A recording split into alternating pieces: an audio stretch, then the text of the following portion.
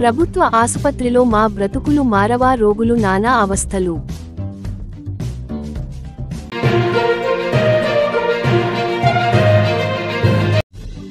గండ్లేరు రిజర్వాయర్లో గిరిజన చేప పిల్లలను పంపిణీ చేసిన ఎమ్మెల్యే భూమా అఖిలప్రియ గారు.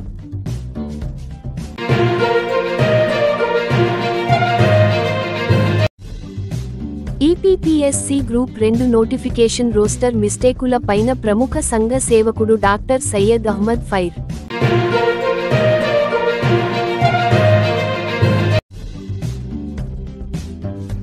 సంపన్నుల బడ్జెట్ కాదు, సామాన్యుల కోసం బడ్జెట్ కావాలి. సిపిఎం.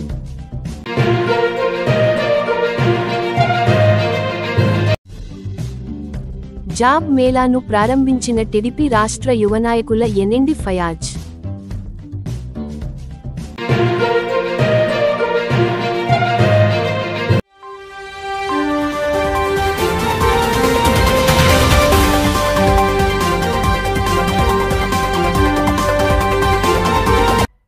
ప్రభుత్వ ఆసుపత్రికి చికిత్స కోసం వచ్చే రోగులు వారి సహాయకుల గొంతు ఎండుతున్నాయి. దాతలు ఏర్పాటు చేసిన నీటి శుద్ధి యంత్రాలను చిన్న చిన్న మరమ్మతులు చేయించకుండా అధికారులు నిరుపయోగంగా వదిలేశారు. దీంతో దాహం వేస్తే బయటకెళ్లి నీళ్లు కొనుగోలు చేయాల్సిన దుస్థితి నెలకొంది. రాత్రులు దాహం వేస్తే కొందామన్న నీరు దొరకని పరిస్థితి. 2 ఏళ్లుగా వినియోగంలో లేని మరో నీటి శుద్ధి యంత్రం ప్రస్తుతం ఆసుపత్రికి పురపాలక సంఘం నుంచి 1,00,000 లీటర్ల ఎన్జీఓ కాలనీలోనే బోరు ద్వారా మరో 1,00,000కు సరఫరా చేస్తున్నారు. అవసరమైన వాటిలో సగమే ఉండడంతో తీవ్ర నీటి కొరత నెలకొంది. కొన్ని వార్డులో మరుగుదొడ్లను మూసివేశారు. దీంతో రోగులు మల మూత్ర విసర్జనకు బహిర్భూమికి వెళ్లాల్సిన దుస్థితి దాపురించింది. వార్డులలో బాత్రూంలో నుండి వచ్చే దుర్వాసనకు రోగులు ఉండలేకపోతున్నారు. ముక్కు మూసుకొని పడుకోవాల్సిన పరిస్థితి నెలకొందని అధికారులు మాత్రం ఏమాత్రం పట్టించుకోవడం లేదని, కనీసం ఇంత దుర్వాసన వస్తున్నా కూడా ఎందుకు పట్టించుకోవడం లేదు? పేదవాడు బ్రతుకులు ఇంతేనా? మా దగ్గర డబ్బులు లేకపోవడమే కదా ప్రభుత్వానికి వస్తున్నాం, కనీస వసతులు కూడా ఆసుపత్రులు లేకపోవడం చాలా బాధాకరమని, అదేవిధంగా తాగునీరు అయితే బయటకు వెళ్లి తెచ్చుకోవాల్సిన పరిస్థితి నెలకొందని, మా గోడు ఎవరు పట్టించుకోరా, ఎవరికి కనపడదా అంటూ రోగులు ఆవేదన వ్యక్తం చేశారు.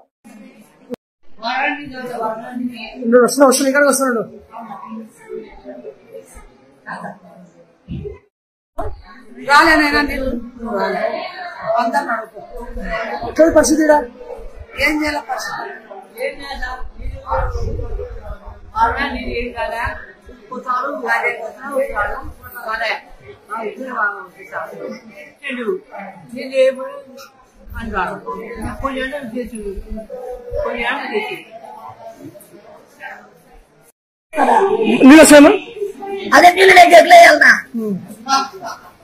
పెడితే నీళ్ళు లేకుంటే ఏం చేయాలన్నా? అన్నం పెడితే నీళ్ళు పోయాలా? నీళ్ళు లేకపోతే గుర్తు పట్టుకొని కావాలన్నా? ఏది మా పరిస్థితి? తెచ్చిన పని చేసినాక మంచి ఇంట్లో కదా వస్తుంటేది, మంచి లేని బయటకు పంపిస్తున్నారు కదా. అన్నం పెట్టి నీళ్ళు కావాలి కదా.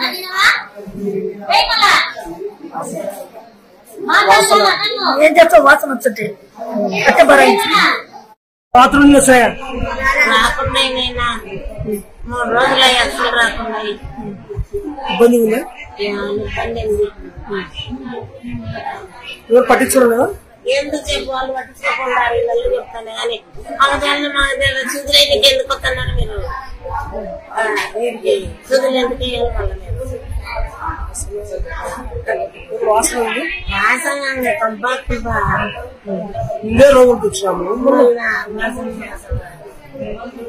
సుధులేసిపోతే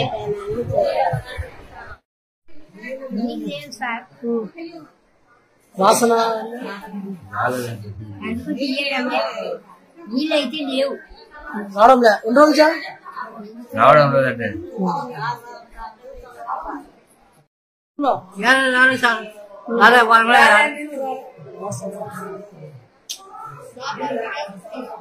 వాసన ఉంది, ఎక్కువ నీళ్ళు రాలే.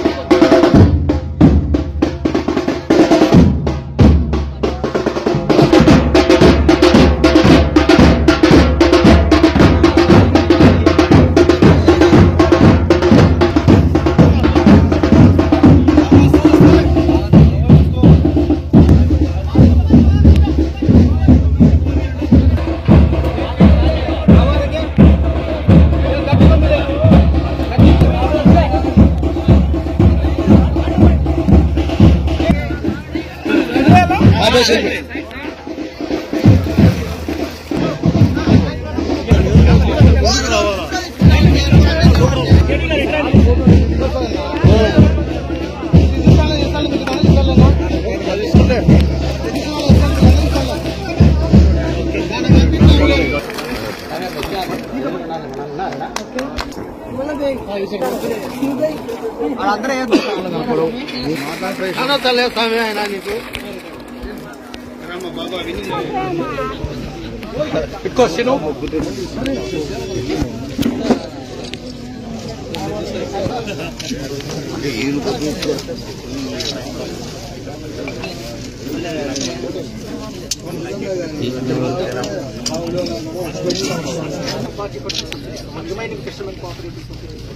40% చెంచులు యాక్చువల్లీ వాళ్ళ ఓన్ మనీతో చేసుకోవాల్సింది ఐటీడీ.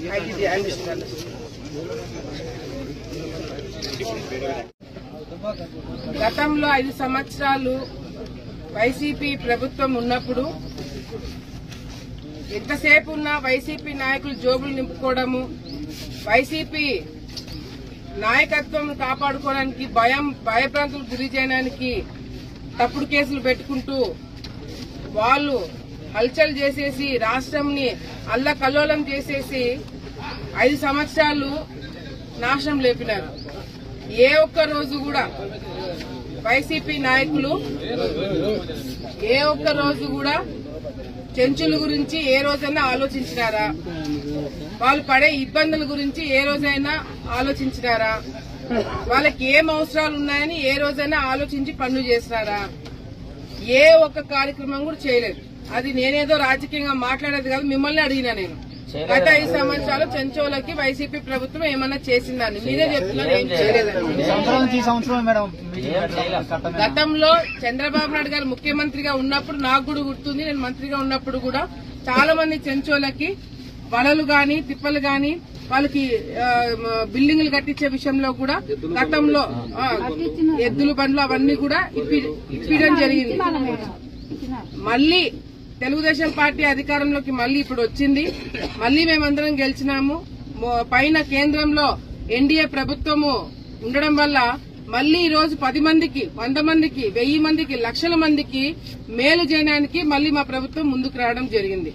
ఈ రోజు చెంచువాలు గత 5 సంవత్సరాల్లో చేపలు ఆఖరికి చెంచువాలకి రిజర్వాయర్ లో చేపలు పట్టుకోవడానికి కూడా వాళ్ళకి చిన్న చిన్న పనులు కూడా గత ప్రభుత్వం చేయలేకపోయింది. ఇప్పుడు మళ్లీ తెలుగుదేశం పార్టీ అధికారంలోకి వచ్చిన తర్వాత ఏదైతే ఈ చెంచువాలకే కాదు మామూలుగా చేపలు పట్టుకునే వాళ్ళకు కూడా సబ్సిడీ కింద చేపలు ఇవ్వడమే కాకుండా వాళ్ళకి మోటార్ సైకిల్ మార్కెటింగ్ కోసము మోటార్ సైకిల్ వ్యాన్లు ఇట్లా మళ్లీ ఇవన్నీ కూడా స్కీములు వెలుగులోకి తీసుకురావడం జరిగింది. ముఖ్యంగా ఇప్పుడు సబ్సిడీ కింద 40% ఈ చేపల దానికి 40% చెంచువాలు కట్టుకోవాలా. కానీ ఆర్థికంగా వాళ్ళకి ఇబ్బంది ఉంటుంది, వాళ్ళని ఇబ్బంది పెట్టడం ఎందుకు అని చెప్పి ఐటీడీ వాళ్ళు ముందుకొచ్చి అది కూడా 40% కూడా వాళ్ళ జోబులో నుంచి ₹1 కూడా ఖర్చు లేకుండా ఐటీడీ వాళ్ళు ముందుకు వచ్చి 40% కూడా ఈ రోజు వాళ్ళు కట్టడం జరిగింది. దీనివల్ల ఇప్పుడు ఈ మనకి ఎస్టీ ఫిషర్మెన్ కోఆపరేటివ్ సొసైటీ హరినగరంలో చెంచువాలకి 41 మందికి బెనిఫిషియర్స్ ఈ రోజు ఈ చేపలు బెనిఫిషియర్స్ వాళ్ళకి ఇవ్వడం 40% కట్టడం జరిగింది. మొత్తం వాల్యూ వచ్చేసి ₹2,00,000. మరి 1,85,185 ఫిష్ ఫింగర్లింగ్స్ ఇవ్వడం జరిగింది. అంటే చేపలు చిన్న చేపలు ఈ రిజర్వాయర్ లో అవి వేయడం వల్ల అవి మళ్లీ పిల్లలు పెట్టి అవి పెరిగి ఈ చేపలు పట్టుకోవడానికి ఇంకా అవకాశం. ఇందాక ఒక అమ్మ చెప్పింది. ఇప్పుడు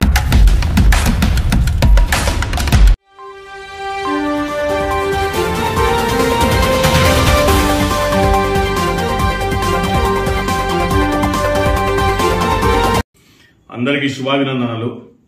ఈ నెల 23వ తేదీన గ్రూప్ 2 మెయిన్స్ ఎగ్జామ్ ఉంది. నేను ఒకటి అడుగుతున్నా, ఈ గ్రూప్ 2 నోటిఫికేషన్ వదిలిన గత ప్రభుత్వం వైసీపీ వాళ్ళకి అడుగుతున్నా, మెయిన్స్ నడిపిస్తున్న ఈ కూటమి ప్రభుత్వాలకు అడుగుతున్నా, మీకు ఉద్యోగాలు ఇవ్వలేమో అనుకుంటే దయచేసి ప్రభుత్వ ఉద్యోగాలు ఇవ్వకండి. మీకు చేత కానప్పుడు చేత కాదని చెప్పండి డైరెక్ట్లీ, ఓకేనా? విద్యార్థుల జీవితాలతో అయితే అడుగుకోకండి. ఏంటి రోస్టర్ మిస్టేక్లు ఉంటాయి ఇందులో. రోస్టర్ మిస్టేక్లు ఉన్నాయి. తెలియదా? సరే, నాకైతే తెలియదు అనుకుందాం. రోస్టర్ మిస్టేక్లు ఉన్నాయని ప్రస్తుతం ఉన్న మా ఎకనామిక్స్ గురువు గారు అయినటువంటి చిరంజీవి గారు, ఎమ్మెల్సీ, ఆయన ఎమ్మెల్సీ ఇప్పుడు, ఆయన కూడా వైసీపీ ప్రభుత్వం ఉన్నప్పుడు ఆయన చెప్పినారు. మరి మీ ప్రభుత్వం వచ్చింది కదా సార్ ఇప్పుడు, మరి అదే రోస్టర్ మిస్టేకులతో మీరు ఎలా నోటిఫికేషన్ చేస్తున్నారు? రోస్టర్ మిస్టేక్ సరిదిద్దిన తర్వాత కదా మీరు మెయిన్స్ పెట్టాల్సింది. ఓహో, అంటే మెయిన్స్ ఎగ్జామ్ నిర్వహించేసిన తర్వాత రోస్టర్ మిస్టేక్లు ఉన్నాయని తర్వాత కోర్టు మెట్లు ఎక్కితే ఈ నోటిఫికేషన్, ఇది వాళ్ళకు ఉద్యోగాలు ఇవ్వాల్సిన అవసరం ఉండదు, మొత్తం ఆగిపోతుంది. బయట మీడియాల మటుకు మేమైతే ఉద్యోగాలు వైసీపీ ప్రభుత్వం ఇచ్చింది కానీ ఉద్యోగాలు నిర్వహించలేదు, మేము ఉద్యోగాలు అందరికి ఇచ్చినాము, ఇవ్వడానికి మేము ప్రయత్నించినాము, కానీ అన్ఫార్చునేట్లీ కోర్టు కేసు వల్ల ఆగిపోయిందని చెప్పుకోవడానికా? అంటే తప్పు మీ వైపు ఉండకుండా చూసుకోవడానికా? ఏం కూటమి ప్రభుత్వం ఏం చేస్తున్నారు సార్ మీరందరూ అసలు? సరే, వైసీపీ వాళ్ళు తప్పు చేశారబ్బా, వాళ్ళ చేతకాలే అసలు నోటిఫికేషన్ ఇవ్వడమే. ఓపెన్లీ చెప్తున్నారు, వాళ్ళ చేతకాలే. రోస్టర్ మిస్టేకులు పెట్టుకుని ఎవరైనా నోటిఫికేషన్లు ఇస్తారా? అది ఆగిపోతాయని, ఒకవేళ వాళ్ళ ప్రభుత్వం వచ్చినా గానీ ఇది సాగు చూపి ఆపేద్దామని, మేమైతే ఇవ్వడానికి ఇచ్చినాము, కోర్టు పరిధిలో ఉందని చేతులు ఎత్తేద్దామని. అంటే అందరూ ఎరి పుష్పాలు మాదిరి కనిపిస్తున్నారా? ఆస్పిరెంట్స్ గ్రూప్ స్థాయిలో ప్రిపరేషన్ అయ్యే వాళ్ళ సబ్జెక్ట్ నాలెడ్జ్ ఎంత ఉంటుందో తెలుసా? అంచనా వేశారు ఎప్పుడైనా? అంటే వాళ్ళకి ఏం తెలియదు, మీ అంతా మీకు మాత్రం తెలుసాయా? బియా ఇద్దరు ఈ ఆస్పిరెంట్ జీవితాలతో ఆడుకుంటున్నారు మీరు. ఎవరు? ఈ కూటమి ప్రభుత్వం కానీ వాళ్ళు కూడా, వైసీపీ కూడా. ఎవరు తగ్గేదా? దొందుదండి ఇద్దరు కూడా. కనీసం మీరు ఒక్క నోటిఫికేషన్ సరిగ్గా నిర్వహించలేరా? ఎన్నో ఏళ్ల తర్వాత వచ్చే నోటిఫికేషన్ ఇది. యూపీఎస్సీ ఎగ్జామ్లలో ఎప్పుడు అవకతవకలు జరగలే, వాళ్ళంత నీట్ గా ఎట్లా నిర్వహిస్తున్నారు? మీరు ఎందుకు నిర్వహించలేకపోతున్నారు? అంటే 1998 డిఎస్సీ మాదిరిగా చేసేద్దాం అనుకుంటున్నారు దీన్ని. అసలు ఒకవేళ ఉద్యోగాలు ఇవ్వకూడదు అని మీ మనసులో ఉంటే ఉద్యోగాలు ఇవ్వకండి. ఎవరు ఇవ్వమంటారు? ఏదో ప్రైవేట్ ఉద్యోగాలు తీసుకుని బతుకుతారు కదా, వాళ్ళ జీవితంలో ఎందుకు సర్వనాశనం చేస్తారు? సంవత్సరాలు తరబడి ఎగ్జామ్ రాస్తారు. ఇది గ్రూప్స్ అంటే మామూలు విషయం కాదు. కనీసం 1 to 2 years వరకు ప్రిపరేషన్ చేస్తారు జనాలు, ఆస్పిరెంట్స్. వాళ్ళ జీవితంలో ఎందుకు మీరు ఆడుకుంటున్నారు? కనీసం బుద్ధి ఉండాలండి మీకైనా కానీ. ఏం చెప్పినా ఏం లాభం లేదు.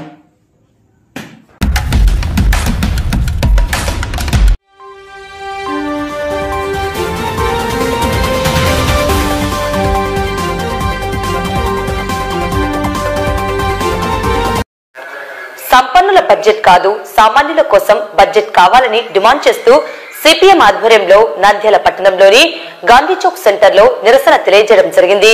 కేంద్ర ఆర్థిక మంత్రి ఫిబ్రవరి 1న ప్రవేశపెట్టిన బడ్జెట్ సంపన్నుల కోసం ఉందని, సామాన్యుల సంక్షేమం మరిచి సామాన్యులపై భారాలు వేయడమే పనిగా పెట్టుకుని పేదల నడ్డి విరుస్తున్న బడ్జెట్ కి కొన్ని ప్రత్యామ్నాయ ప్రతిపాదనలు వామపక్ష పార్టీల ఆధ్వర్యంలో పంపించడం జరుగుతుందని సిపిఎం నాయకులు పేర్కొన్నారు.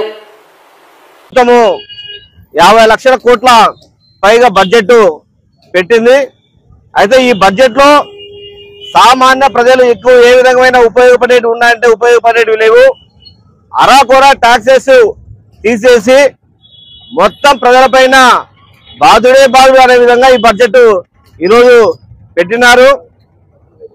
రైళ్లకు సంబంధించి ఈరోజు వైజాగ్ స్టీల్ ప్లాంట్ కు సంబంధించినది ప్రైవేటీకరణకు సంబంధించిన దానికి ఏమైనా ఉపయోగపడే విధంగా బడ్జెట్ లో ఉందంటే దానికి ఉపయోగపడే విధంగా బడ్జెట్ లేదు. రైతులు ఈరోజు పెట్టుబడి సాయం లేకుండా, మద్దతు ధర లేక అనేక రకాల ఇబ్బందులు పడతా ఉన్నారు రైతులు.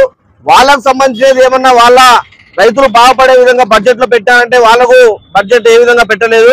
సామాన్యులకు ఉపయోగపడే బడ్జెట్ కావాలని చెప్పి మేము సిపిఎం పార్టీగా కోరుకుంటున్నాం. మరి ప్రధానంగా ఈరోజు కేంద్ర ప్రభుత్వం ఏదైనా బడ్జెట్ పెడితే సామాన్యులకు ధరలు తగ్గుతాయి, బడ్జెట్ వస్తే ఏదైనా కొందామని ఆలోచన చేసేవాళ్ళు. కానీ ఈరోజు అటువంటి ఆలోచన సామాన్య జనం చేసే పరిస్థితి లేదు. కాబట్టి అదానీలకు అంబానీలకు ఉపయోగపడే బడ్జెట్ కాబట్టి ప్రజలు అసలు బడ్జెట్ గురించి ఆలోచించే పరిస్థితి కూడా ఈరోజు దేశంలో ఎక్కడ కూడా ఉండే పరిస్థితి లేదు. ఈరోజు కార్మికులకు కానీ, రైతులకు కానీ, పేద ప్రజలకు కానీ ఉపయోగపడే బడ్జెట్ కాదు ఇది. ఈరోజు కేంద్ర ప్రభుత్వంలో ఉన్నటువంటి ప్రభుత్వ రంగ సంస్థలను కాపాడదామనే ఆలోచన ఈ బడ్జెట్ లో చేసిన పరిస్థితి లేదు. విద్యా వైద్యానికి బడ్జెట్ లో నిధులు తగ్గించినారు. ఈ యొక్క బడ్జెట్ లో ఏదో జరిగిపోతుందని మన రాష్ట్ర ముఖ్యమంత్రి గారు చాలా గొప్పగా చెప్తున్నారు. ఏమి ఆ విధంగానంటే ఆయన కూడా కేవలం ఆ యొక్క నరేంద్ర మోడీ అడుగుజాడలో నడుస్తున్నారు తప్ప మరొకటి కాదు. ఈ యొక్క రాష్ట్ర ప్రభుత్వం కూడా బడ్జెట్ రేపు ప్రవేశపెట్టబోతా ఉంది. ఈ బడ్జెట్ లో కూడా సామాన్య ప్రజానీకానికైనా ఈ యొక్క రాష్ట్ర ప్రభుత్వమైనా సరే వారికి సరైనటువంటి న్యాయం చేయాలని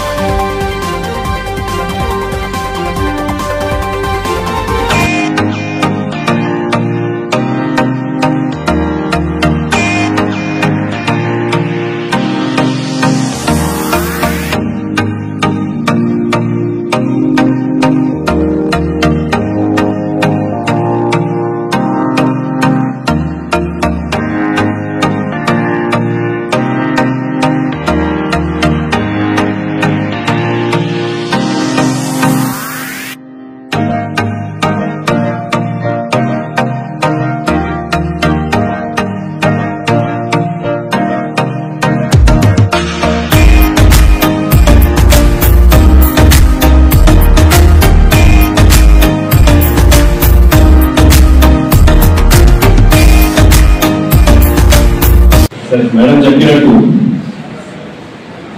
పిల్లలకి స్కిల్స్ ఉండాలి.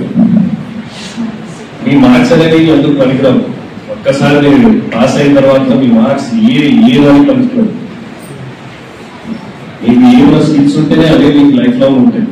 ముందు టైపింగ్ నేర్చుకునే వాళ్ళు టైపింగ్ కూడా నోట్ లేదు కంప్యూటర్ వచ్చిన తర్వాత, కానీ టైపింగ్ ఏదో ఒక స్కిల్ ఉంటే అది మీకు లైఫ్ లాంగ్ అదే పనికి వచ్చేది. మీ మార్క్స్ అనేది మీ మార్క్స్ ఎంత పడకండి. మీకు 90 వచ్చినా 95 వచ్చినా మీకు ఏ స్కూల్లో స్కిల్ ఉందో అదే హెల్ప్ చేస్తారు. అందుకే మీకు స్కిల్ వెనకాల పడడం కానీ మీకు ఈ మార్క్స్ వెనకాల పడడం వేస్ట్ అసలు. అవి అన్ని ఎవరికి వస్తాయని రామకృష్ణ రెడ్డి సార్ చెప్తున్నారు. మీ మార్క్స్ అనేవి మార్క్ పనికి వస్తాయి కానీ మీ స్టూడెంట్స్ ఏం పనికి రావు. ఎందుకంటే వాళ్ళు అడ్వర్టైజ్ చేసుకుంటారు. మా స్కూల్లో ఇంతమందికి 90% వచ్చింది, ఇన్ని ర్యాంకులు వచ్చాయి, అన్ని ర్యాంకులు వచ్చాయి. మేడం చెప్పినట్టు మీరు ఏదో ఒక స్కిల్ చూసుకోండి. ఏదో ఒక స్కిల్ చూసి దాని వెనకాల బాగా హార్డ్ వర్క్ చేసి దాని వెనకాల మీరు ప్రయత్నించండి. ఇంకోటి ఏమంటే చాలా మంది పిల్లలు లాస్ట్ మంత్ కూడా వచ్చారు. అదే మేడం చెప్పినట్టు కొన్ని రోజులు చేస్తారు, మీరు బాగాలేదని మళ్ళీ ఆపేసి మళ్ళీ ఇంకో నెలకు వస్తారు. మీరు అలా అయితే ఎప్పటికీ ఒక్క చోట సెటిల్ కాలేదు.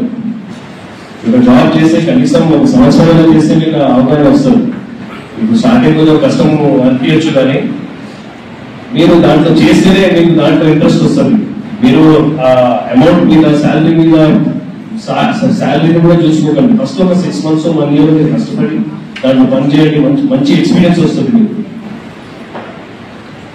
ఇప్పుడు కూడా ఈ చాలా కంపెనీస్ వచ్చాయి. మీరు ఐటీ అకాడమీ 30 jobs ఉన్నాయన్నారు. Vacancies 30 vacancies 2.5 lakh to 5 lakhs salary ఇస్తున్నారు ఇయర్లీ. ఇది యాక్చువల్లీ మంచి శాలరీ. ఐటీఓ కూడా ఇప్పుడు స్టార్టింగ్ 10,000 కన్నా ఎక్కువ, 10-15,000 ఉంటే ఎక్కువ ఇవ్వలేదు. మీరు ఏదో ఒక కంపెనీలో చూస్ చేసుకొని మీరు ఒక అట్లీస్ట్ 1 year చేయండి. మీకు మంచి అవగాహన వస్తుంది. నేను చెప్పడానికి మీరు ఇంకా మేడం గారు మొత్తం చెప్పారు. Thank you madam, all the best. ఇక్కడ వచ్చే పార్టిసిపెంట్స్ కి, స్టూడెంట్స్ కి, ప్లస్ వీళ్ళందరికీ థ్యాంక్స్. మీరు నంద్యాల వచ్చినందుకు, ఇంకా కంపెనీస్ కూడా నంద్యాల రావాలని కోరుకుంటున్నాను. Thank you madam, thank you for giving me this opportunity. అసలు ఆ కంపెనీ నేచర్ ఆఫ్ కంపెనీ ఏంటి, ఆ కంపెనీ ఏమి ప్రొడక్షన్ మ్యానుఫ్యాక్చర్ చేస్తుంది, తర్వాత వచ్చేసి ఆ కంపెనీలో గురించి కూలంకుషంగా మనము గూగుల్లో వెతికితే తప్పకుండా దొరుకుతుంది. కాబట్టి ఆ కంపెనీ గురించి డీటెయిల్గా తెలుసుకున్న తర్వాత ఏ జాబ్ కు మనము సూటబుల్, మనము ఏ జాబ్ కు సూటబుల్ లో కూడా ఆలోచన చేయాలి. ఏదో ఒక ఉద్యోగానికి అందరూ వెళ్తున్నారు, మన ఫ్రెండ్ వెళ్తున్నారు, కాబట్టి మనం కూడా కంపెనీకి అటెండ్ అవుతాం అనేటటువంటి ధోరణి వినడం. ఎందుకంటే యువత మీరందరూ కూడా చదువుకున్నామంటే ఇంత చదువుకొని వచ్చినప్పుడు మనము వీఆర్ బెస్ట్. కాబట్టి వీఆర్ బెస్ట్ కాబట్టి మనం ఏం చేయాలి, భగవంతుడు ఇచ్చినటువంటి మంచి అవకాశాన్ని చక్కగా సద్వినియోగం చేసుకోవాలి. అలా కాకుండా మనం ఏ జాబ్ సూట్ అవుతాం, ఏ కంపెనీ అయితే మనకు బాగుంటుంది, మనం ఏ కంపెనీలో జాయిన్ అయితే మన స్కిల్స్ మనం ఇంకా ఇంప్రూవ్ చేసుకోవచ్చు. ఎందుకంటే తీసుకెళ్లి వెంటనే మిమ్మల్ని జాబ్ లో కుర్చీలో కూర్చోబెట్టారు. మీకు ఫస్ట్ ఏం చేస్తారు, ట్రైనింగ్ ఇస్తారు. ట్రైనింగ్ ఇచ్చినప్పుడు ఏం చేయాలి, మనము ట్రైనింగ్ లో ఉండేటటువంటి అంశాలు ఏంటో చాలా జాగ్రత్తగా నేర్చుకోవాలి.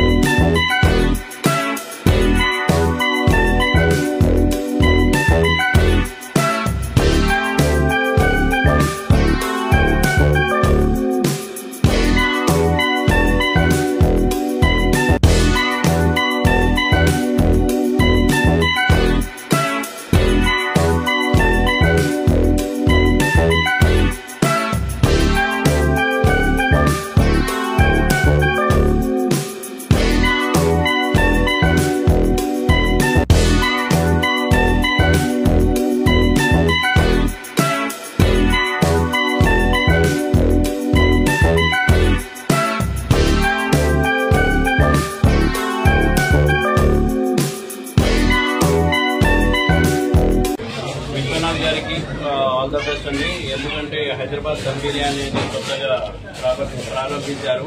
ఇక్కడ one of the best hygienic food మొత్తం నంద్యాలలో అంతా ఐటీ ఉద్యోగులు కానీ ఎవరన్నా కానీ మనం జొమాటో స్విగ్గీ చెప్తేనే వచ్చేస్తుంది.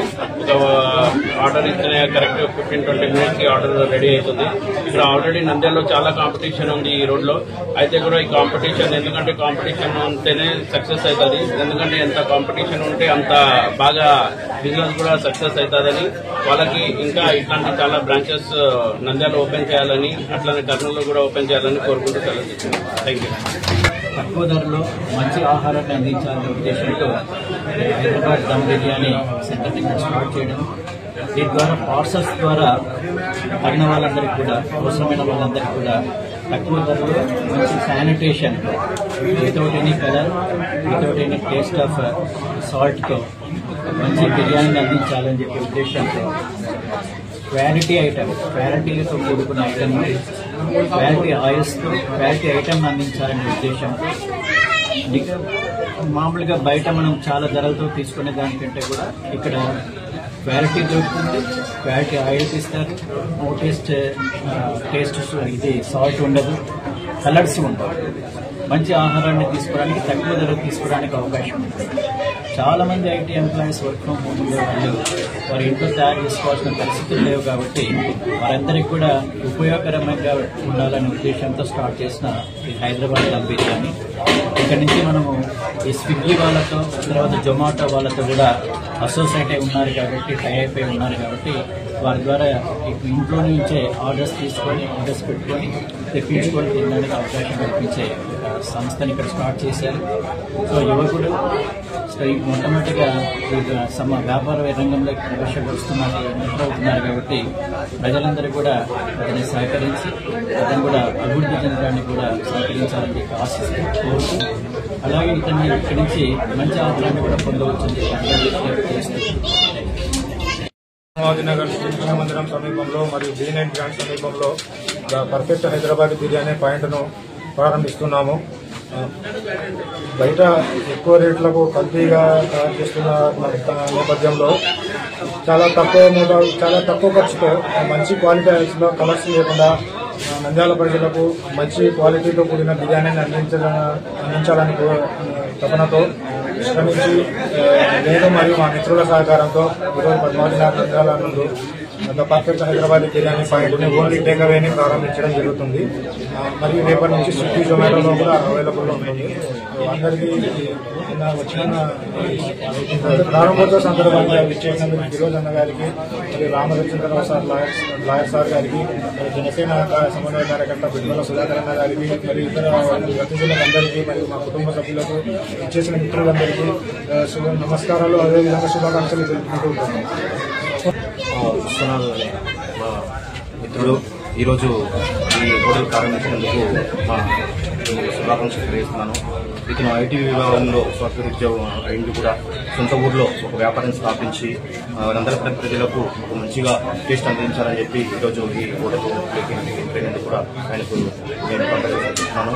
అలాగే ఈరోజు ఇతను ఈ హోటల్ ఫుడ్లో మంచి సక్సెస్ సాధించాలని చెప్పి కస్టమర్స్ కూడా ఇతన్ని ఆదరించాలని చెప్పి అలాగే ప్రతి ఒక్కరు ఇతను ఆదరించాలని చెప్పి మంచి టేస్ట్ ఇచ్చి ప్రజలు మనల్ని పొందాలని చెప్పి విశ్వనాథ్ గారికి నేను ప్రత్యేకంగా కృతజ్ఞతలు తెలియజేస్తున్నాను. రాబో రోజుల్లో ఇలాంటి ఇంకా మంచిగా బ్రాంచ్ ఏర్పాటు చేసి మంచిగా ఈ వ్యాపార వృద్ధిలో అభివృద్ధి చెందాలని చెప్పి మనస్ఫూర్తిగా తెలియజేస్తున్నాను.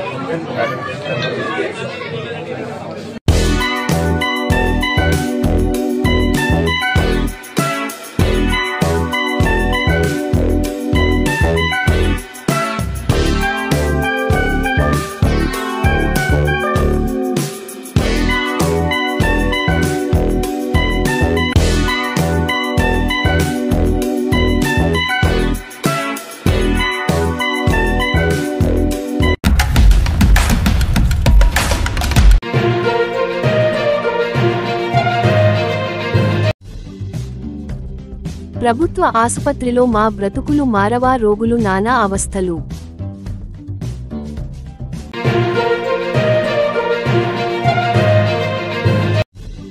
గండ్లేరు రిజర్వాయర్లో గిరిజన చేప పిల్లలను పంపిణీ చేసిన ఎమ్మెల్యే భూమా అఖిలప్రియ గారు.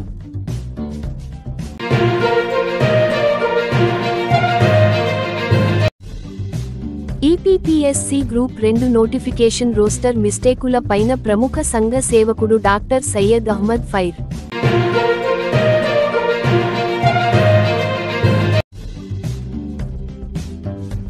సంపన్నుల బడ్జెట్ కాదు, సామాన్యుల కోసం బడ్జెట్ కావాలి. సిపిఎం.